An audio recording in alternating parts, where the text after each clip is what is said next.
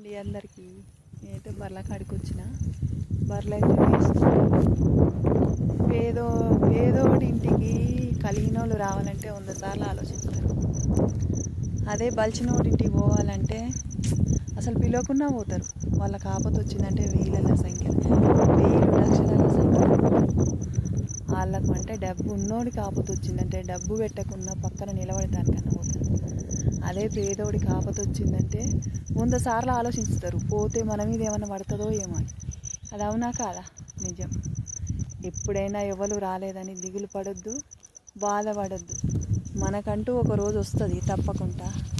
ఎప్పుడు ఎన్నెలే ఉండదు, ఎప్పుడు చీకటే ఉండదు. ఎన్నెల కొన్ని రోజులు, చీకటి కొన్ని రోజులు కాబట్టి తప్పకుండా మనకంటూ ఒక రోజు వస్తుంది. వచ్చిన రోజు ఆ చెరువు నిండితే చేపలు కప్పలు వచ్చినట్టు వాళ్ళే వస్తారు. అది సందర్భం వస్తుంది తప్పకుండా. కానీ ఎలాంటి నిర్ణయం అయితే తీసుకోవద్దు. ఎవ్వరు వస్తలేరు అని బాధపడద్దు. బాధపడుకుంటూ కూర్చుంటే కాదు, చేసే ప్రయత్నం చేస్తూనే ఉండాలి. అది మాత్రం నిజం.